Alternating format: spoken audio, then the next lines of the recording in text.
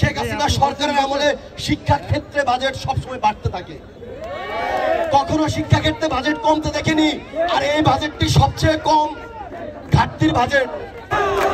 2024-25 অর্থ বছরের বাজেটের প্রতিপাদ্য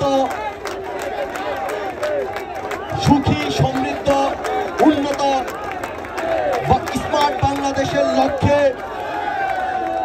শেখ হাসিনা সরকারের যে 7,97,000 কোটি টাকার বাজেটটি, এটি বাংলাদেশের মানুষের জীবন মান উন্নয়নের লক্ষ্যে যোগাযোগ, জ্বালানি, শিক্ষা এবং স্বাস্থ্য খাতে সবচেয়ে বেশি সমৃদ্ধির বাজেট হয়েছে বলে আমরা বিশ্বাস করি। এমন সেটি দেখা গিয়েছে। 7,97,000 কোটি টাকার বাজেট থেকে গত 2-3 দিন ধরে টকশোতে যারা নানা রকম কথা বলে রসকস মিশিয়ে বাংলাদেশকে পাকিস্তান, শ্রীলঙ্কা, আফগানিস্তান ঘুরিয়ে নিয়ে আসার চেষ্টা করেছে, এই 7,97,000 কোটি টাকার বাজেটটি তাদের মাথায় ডিম পড়েছে। শেখ হাসিনা সরকারের বাজেট শিক্ষা বান্ধব বাজেট।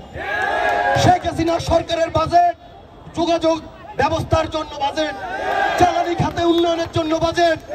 শেখ হাসিনা সরকারের বাজেট স্বাস্থ্য খাতে উন্নয়নের জন্য বাজেট, কৃষি উৎপাদনের জন্য বাজেট। বিগত 36 বছরে কখনো দেখে নাই সংসদ সদস্যরা ট্যাক্স দিয়ে গাড়ি কিনতে।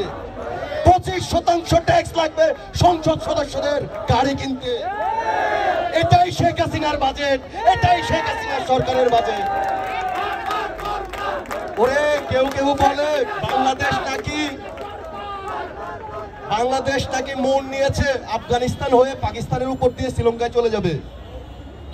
বাংলাদেশ শ্রীলঙ্কায় যাবে না দুবাই যাবে সেটা তো বাংলাদেশের মানুষ ঠিক করবে।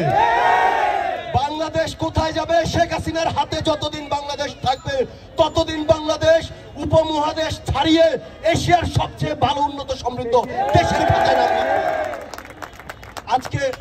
আজকে বাজেটে আপনারা দেখবেন কৃষি উৎপাদনের জন্য যে সহজলভ্যতা, বীজ থেকে শুরু করে কৃষি ক্ষেত্রে যারা বিভিন্ন জিনিস আমদানি করেন তাদের ট্যাক্সের হার কমানো হয়েছে। আজকে শিক্ষার্থীদের জন্য ল্যাপটপের ট্যাক্স কমানো হয়েছে। আজকের এই বাজেটটি আমার মনে হয় যত শিক্ষার্থীরা এখানে উপস্থিত রয়েছেন সবার জানা প্রয়োজন, বাংলাদেশে এই বিগত বছরগুলোতে যত বাজেট হয়েছে day by day Sheikh Hasina সরকারের আমলে শিক্ষা ক্ষেত্রে বাজেট সবসময় বাড়তে থাকে, কখনো শিক্ষা ক্ষেত্রে বাজেট কমতে দেখেনি। আর এই বাজেটটি সবচেয়ে কম ঘাটতির বাজেট। বাংলাদেশের ইতিহাসে সবচেয়ে কম ঘাটতির বাজেটটি হচ্ছে এটি। আমরা বিশ্বাস রাখি শেখ হাসিনা যতদিন বাংলাদেশের নেতৃত্ব দিবেন, তার কাছে যতদিন এদেশের